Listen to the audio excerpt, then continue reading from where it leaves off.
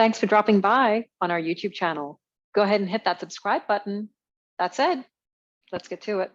Semolina, hopefully that's not too bright, but yes, that's just regular raw semolina. Whereas, and hopefully you can see the color difference here. I'm just gonna pop it next to each other. This guy has been roasted. So if you can see, there's kind of a slightly golden color to it relative to the white. And that really is to kind of, honestly, just create some depth and flavor. All I've done is put it in a nonstick pan over a very low heat for about 5 to 15 minutes, depending on how strong your heat is. And then it is more about basically making sure that you're not burning it. So just the same way you would roast oats or any other kind of grain, that's what we're trying to do here. And that just really makes it a lot more flavorful. And you'll know it's ready when you can start to smell the sweetness coming through from the flour or the grits. And yes, you can do this with grits too. In fact, I started doing it with grits even when I make regular grits with cheese and cheddar cheese and stuff like that, and it actually tastes a lot better. So that's what I'll be cooking with today. So I'm going to do the traditional version, but I can tell you based on the water amounts I gave you before, that's probably the only difference in the dish. So you don't absolutely have to make it like all the other ingredients hold true. Like you just need to change the water levels based on the grains you use. And so with that, we can get started with the cooking side of things. Were there any questions before I did that? Good to go. We have a great view of your pan, which is awesome. Yes. Great. So we're going to get started with some oil. I'll get the fire going in a second, but what we're going to do is we're actually going to add, is it okay with everyone if I just went through the ingredients as I put them in the pan, or did folks want to ask any specific questions? Because I could certainly do that, but you're going to see everything as it goes. And so I figured I'd do it that way for a change. If that's all right with everyone. Yeah, and I'm just making sure the view that everyone can see the cooking spot and all of Rash's cute little small dishes. Oh, yes. If you can. No, that's great. Yeah. I might just quickly do this actually, just one bit before I get stuff going into the pan there. So these guys are urad dal and chana dal. So chana dal is split chickpeas, and urad dal is basically black gram, black gram. So it's split black dal. So these guys are basically the insides of other lentils or peas, chickpeas. And what we're going to do here is I'm just going to soak it in water while I get everything going. It doesn't need to soak overnight or anything like that. We're talking probably 10 minutes before I actually start to fry it. So I'm just going to do that. I've just added water to that one, and I will to the other one as well, just so that it cooks quicker once it hits the pan. So I just wanted to quickly show you guys that. So it's sitting over there. I'll sieve it. So I'm going to discard the water before it goes in the pan, but I just need for it to soak while I get started with the frying. So I'm going to fry the nuts first, and then I'm going to take them out. I'm going to heat up some oil to do that. I'm using peanut oil today. You can use any vegetable oil, should be fine. I wouldn't use things like olive oil, anything that's got a fragrance that's not going to help with the dish, given it's a traditional Indian dish, I would not use, just to play safe. Got nothing against sesame oil, for example, which is wonderful oil, but it wouldn't go with this particular dish.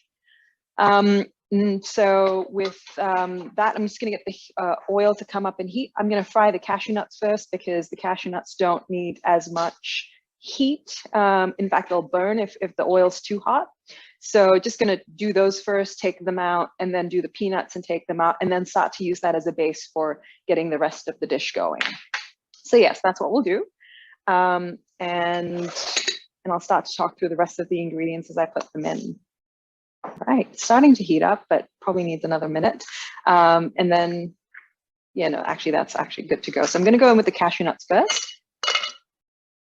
And I probably got about a little bit more than 8 pieces. I always go a little bit more generous than the amount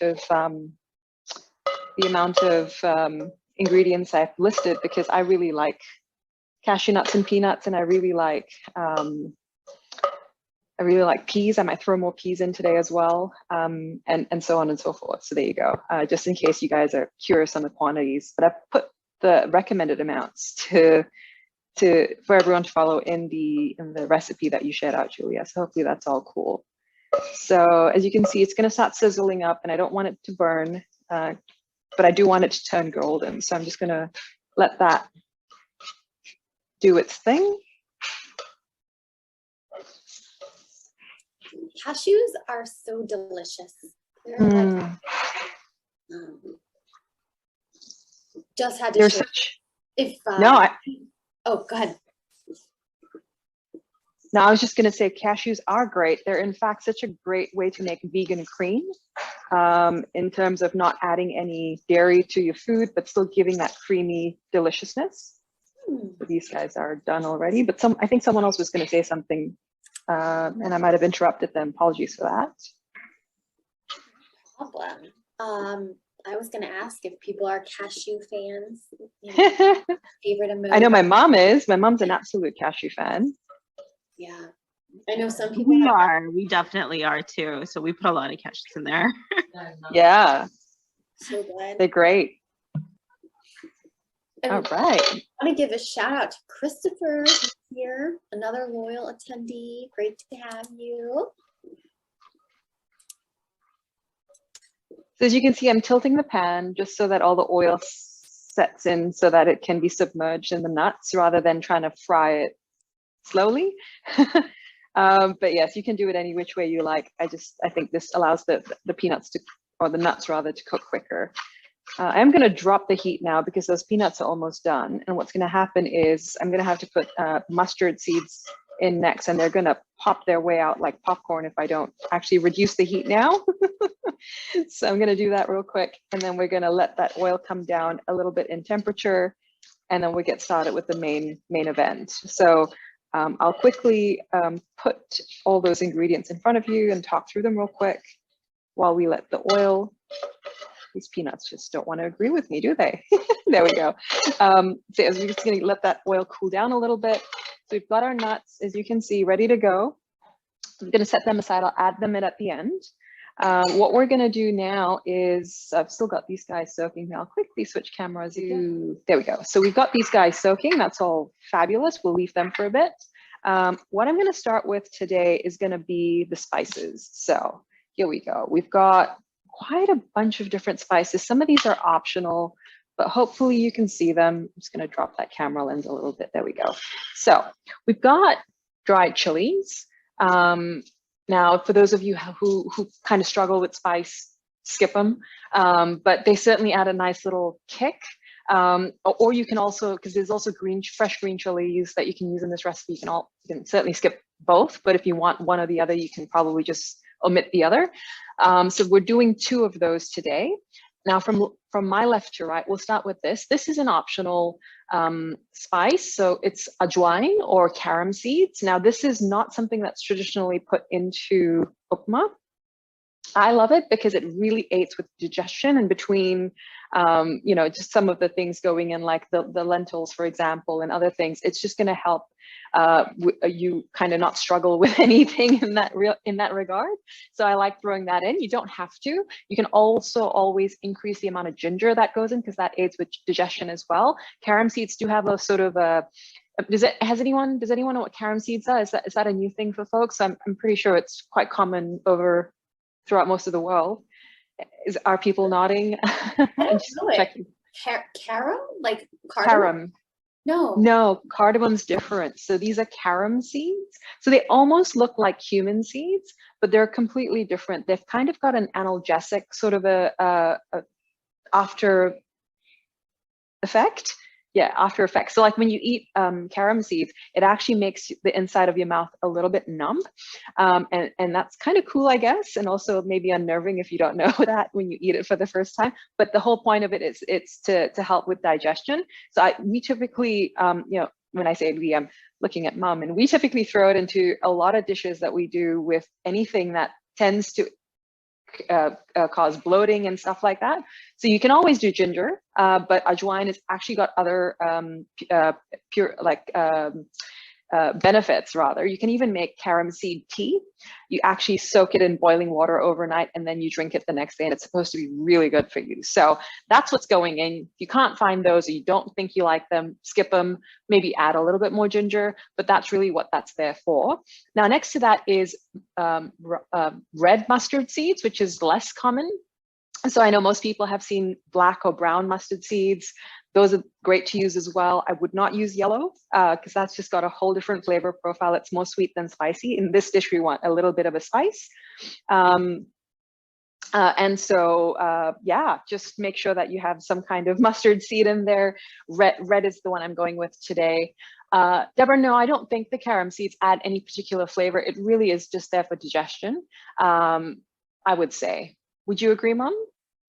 I don't think that ajwain seeds, yeah, okay, she agrees. Yeah, so we've got her, her confirmation. It's really just there as a sort of a digestion aid. Red mustard seeds, I've never seen them before. Yes, Midori, they're very rare. I struggle to find them sometimes. So when I find them, I buy like a kilo of them and keep them. But they've got a different flavor. It's used more in Indian cooking, more so than black mustard. Not that that's not used, that's used in more the southern parts, but red mustard's something that we use in the northern part of India a little bit. Sometimes I find brown mustard seeds a little bitter. Can I replace with red? Sure. Brown would be. So black, brown, red, white. And the bitterness goes up the ladder as you go higher. That's and the pungency as well. That's why yellow mustard seeds I wouldn't recommend because it's more sweet, whereas black is really strong. So brown would be pretty up there, and then red. So hopefully that answers those questions. So we're still going here. A couple more things to go through. We've got salt. So this is the Himalayan black salt, or kala namak. As I mentioned, this is the one that's basically a Himalayan pink salt, and then it's got other things in there. Again, another digestion aid. So we love, the beauty about Indian food, especially South Indian food, is Ayurveda is such a big thing. And it's been done for so long that we end up eating medicine as part of our diet. And that's what all these things are, frankly speaking. These are all digestion aids and spices and great nutrients that are supposed to help us feel good and be well from a health perspective.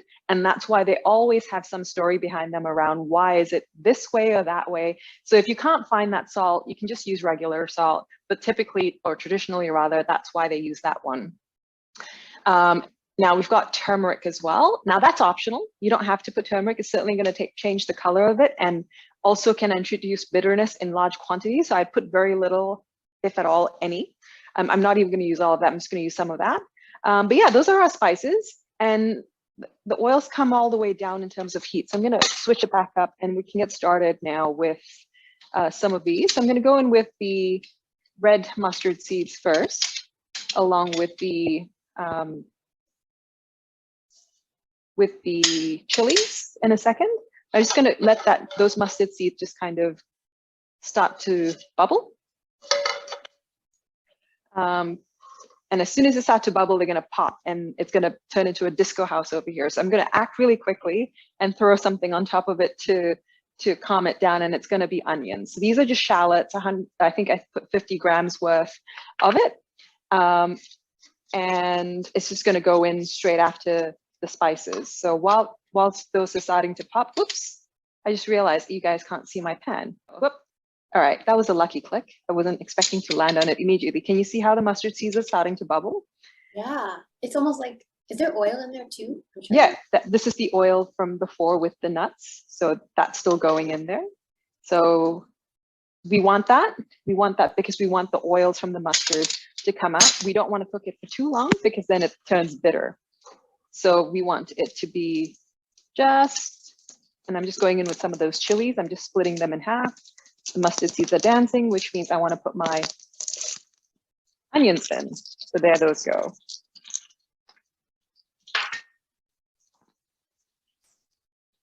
I'm going to fry those onions until they're about goldenish.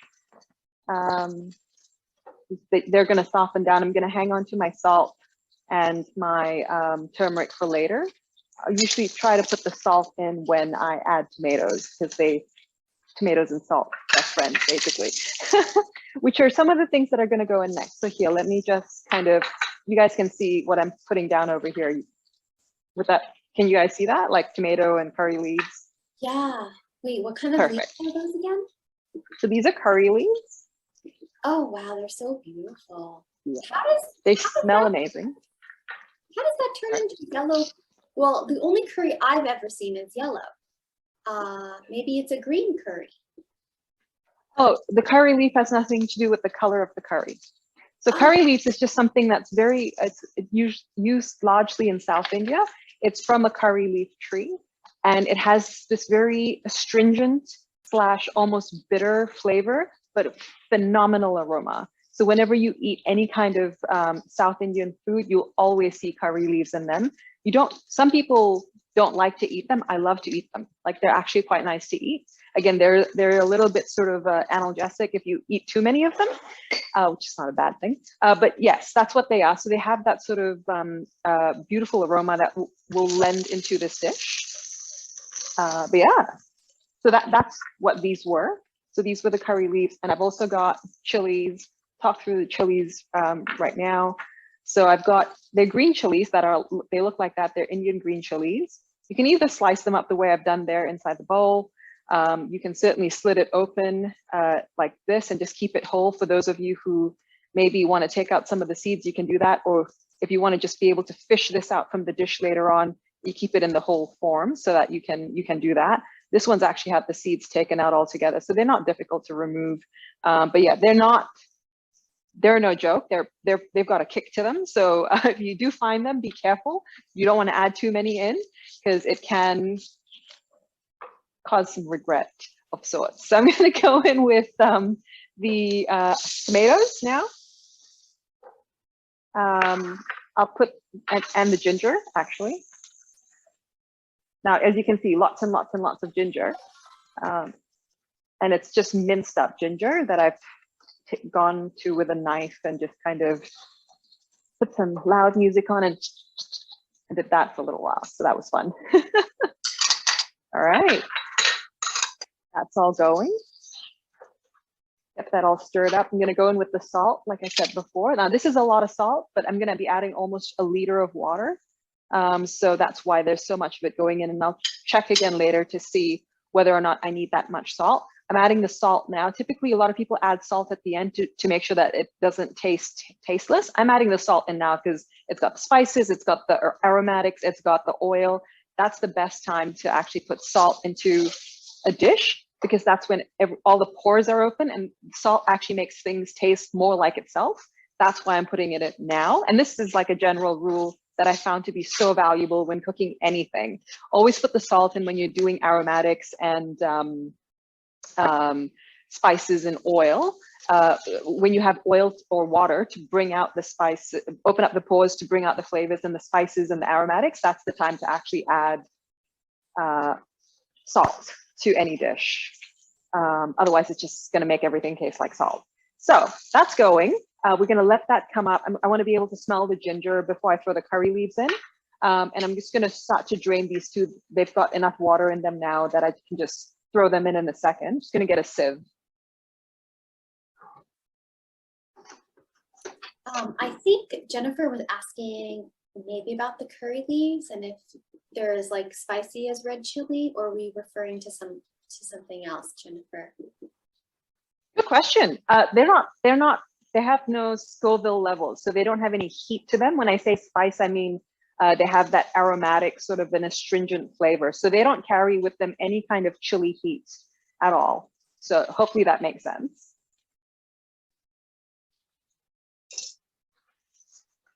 Well, it looks beautiful. I'm loving the colors, which is so nice to see. I'm just draining out the lentils that I had sitting before in water, and those are gonna go in now, along with the curry leaves. A couple more here. I just don't want any of that water to get in.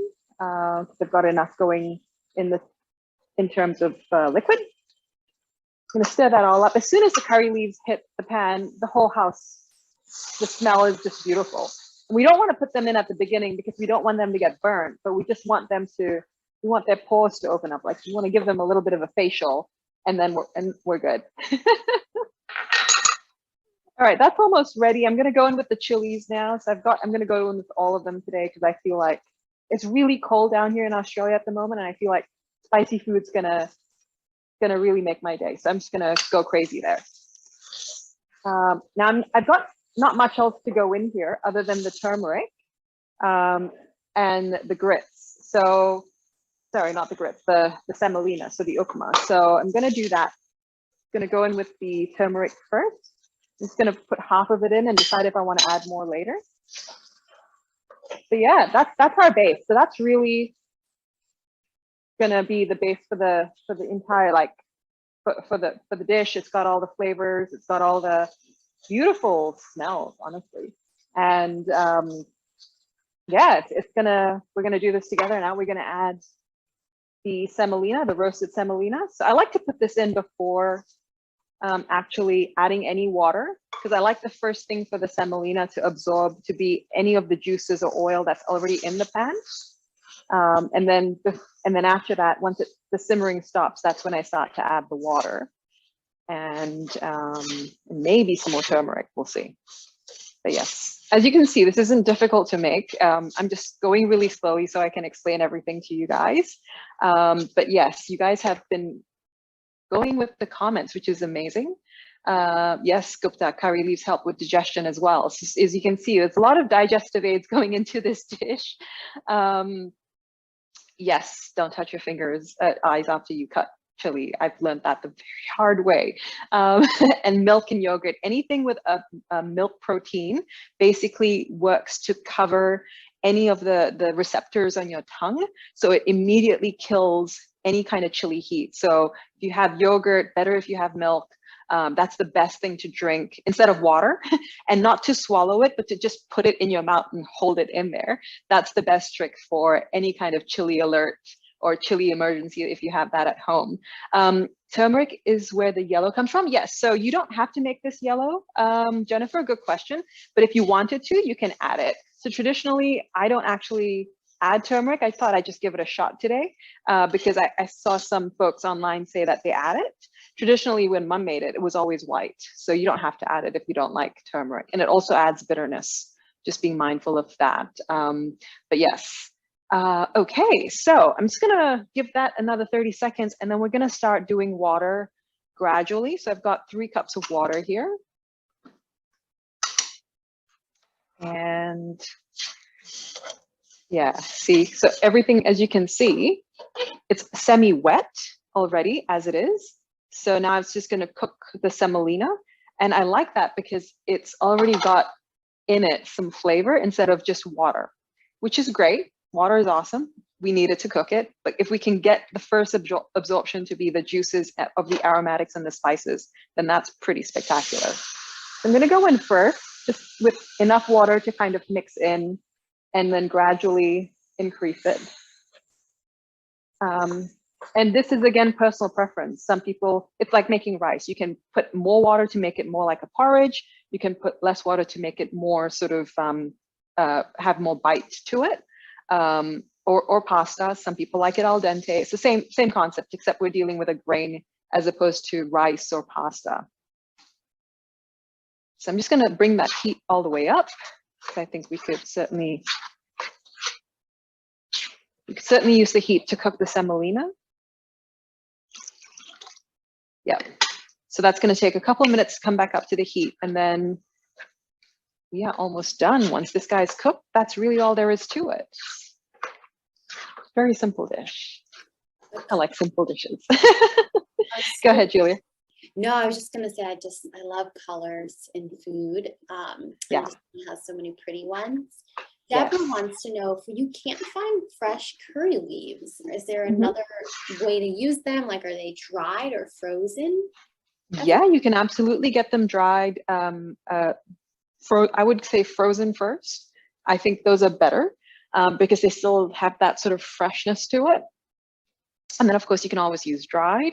There are a lot of ways, like in sort of South Indian culinary, curry leaves are just huge. They even make a curry leaf powder where they have, I think it's a combination of curry leaves and a couple of different types of gram or dals, and they basically fry it and then they grind it and they turn it into a powder. So if you get to a specialty food store where they sell South Indian sorts of stuff, you can even look for curry leaf powder, and that would be even better than the dried curry leaves, because the dried curry leaves carry flavor with them, but this powdered form would actually really give you the sort of the flavor that you'd get from fresh curry leaves. But so frozen first, go for frozen if you can't get fresh. But yes, if you can try to find that powder, maybe I'll even do a recipe of making it at home, because you can, sometimes when it's like curry leaf season, you have so many curry leaves, you don't know what to do with it. You don't want to just freeze them all. You can actually make the powder and just keep it in the pantry along with all your other ingredients, like all your other dried herbs. So maybe I'll do that. But yes, hopefully that, I think it was Julia, was it? As Jennifer, sorry, that was asking that question. Sorry, Julia, I didn't mean you. That's A okay. force of habit. I was looking at you when I said her name. Yeah, no worries. Let's see, I'm just gonna That's so stir cool. this up. I love spices. One of Mm. my favorite stores I used to go to before this crazy pandemic, Mhm. smell all the spices. Like, so now it's like not a fun experience because they don't have the sensory overload, but it's still nice to get them and smell them at home. Yeah, no, they're great. Spices are beautiful, and they don't even go bad. Like, you can always wake spices up. Most of the time, if you've got spices that have been sitting in the pantry for a little while, all they really need is a little bit of heat. It's the equivalent of, you know, how some, I don't know if you guys have heard about this, but usually if you go to a bar and you watch a bartender or a mixologist make a cocktail with mint, the first thing he'll do is he'll put mint and he'll just clap it. And what that does is it actually wakes up the mint and gets the mint oils rolling as he's about to make maybe a mojito or something like that. And so the same is with spices, except you don't clap spices because that would just be messy. You you put them on a pan with a little bit of heat and nothing else, and that wakes them up really nicely, so that you don't end up thinking, oh, these are stale, I don't know what to do with them. They've got oil in them, they're just sitting in there. You just need to summon them, and heat usually helps with that. So yes, we're going pretty well with this. I haven't used all the water yet, although I might. I just want what's in here to get completely cooked. I think what I have is a situation with very low gas in this guy. So I'm just gonna have to swap things around real quick so I can get the heat up. Otherwise, we'll be here longer than we need to, although it's fun. That should do it. Yep. Yeah, more questions, guys. I love the questions in the comments coming through. Yeah, Mike is a fan of all the spices that Yes. can get rid of them. I've had some spices for a long time. So. Well, yeah. I mean, there is a shelf life on them. If we're talking 10 years, maybe throw that into the compost and try again. But but anything less than a couple years usually is good.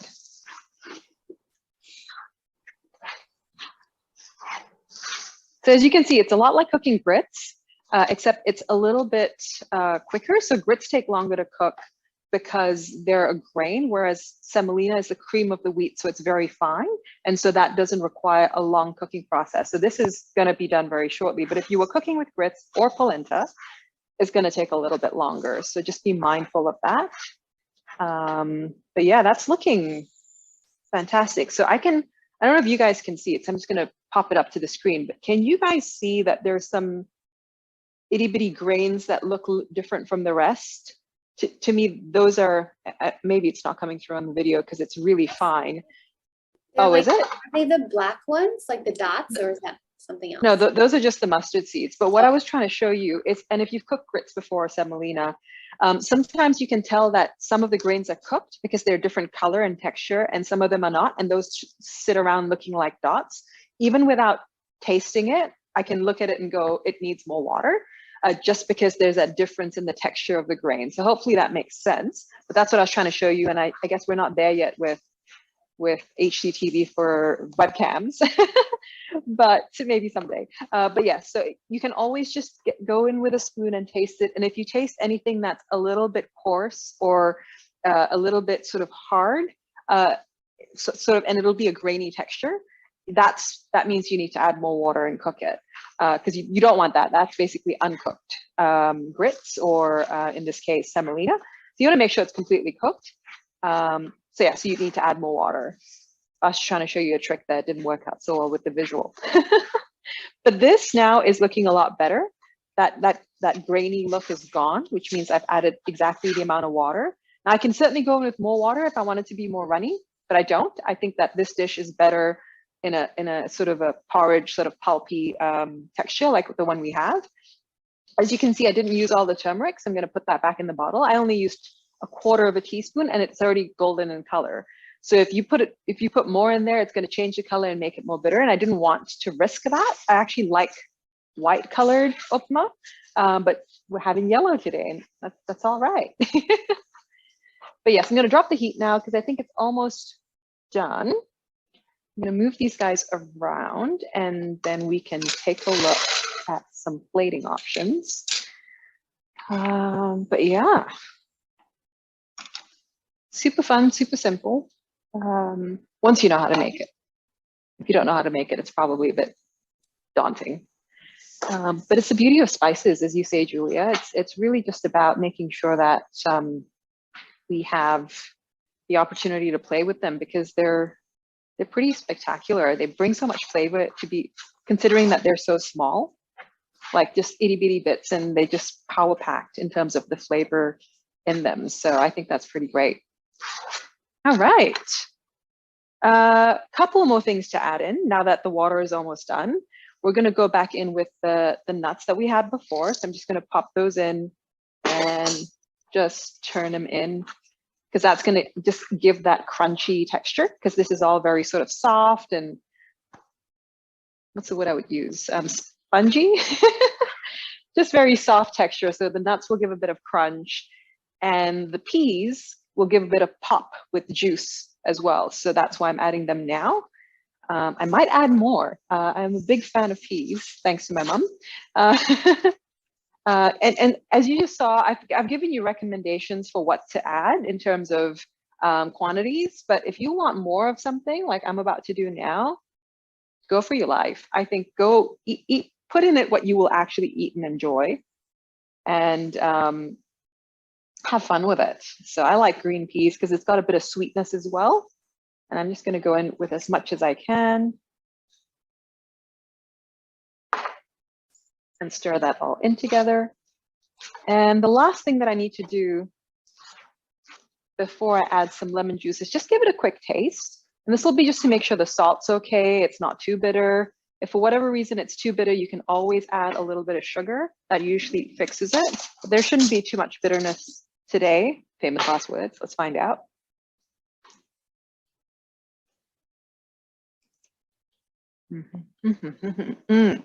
Perfect. It's got enough salt. It's got all those spices coming in. It's really nice. I haven't even had it with the nuts and the peas. That's going to make it even better. So I put a teaspoon of salt for a cup of grits. That was how much I used. So that gives you an idea. If you tend to like more salty flavors, you can certainly add more on. Go for your life. But what I added was perfect. And the only other thing that needs to go in is some lemon. So that's really just some acid to brighten it up, because we've got a lot of spice, we've got maybe a little bit of sweetness, we've got a lot of salt, but we don't have a lot of acid. And so this dish is typically served with lemon wedges on the side, just so that you can add more if you want. But I'm just going in with 1/4 of a lemon.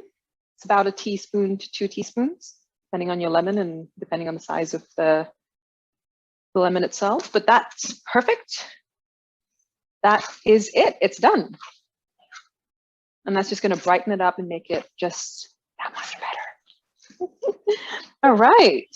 Kate is reading my mind. Is this typically a side dish? Is it breakfast? Is it dinner? Is it like every meal? What do you recommend? If you ask me, I'd say it's every meal because it's my favorite, but it's a breakfast dish. I'm just going to switch off the heat. So it's definitely a breakfast dish. It's one of those dishes that a small, like how it's served typically is like an itty bitty cup, like that's really small, because it's as you saw the amount of oil that went in. It's also got carbs and it's got all this flavor. It's supposed to fill you up for all of the morning and a little bit of the afternoon. It's one of those really filling, like sort of hunger buster breakfast dishes. A lot of people tend to have them before they head out for work, like on the fields and stuff like that.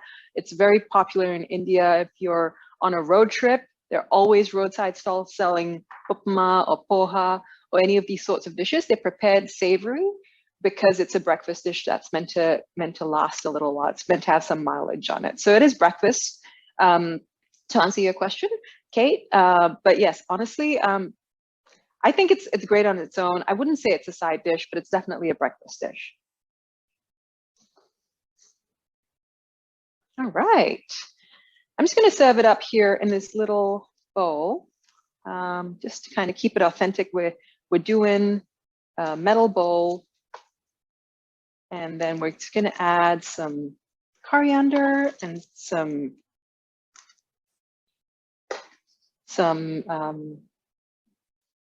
ooh, there's that big chili right there. There we go.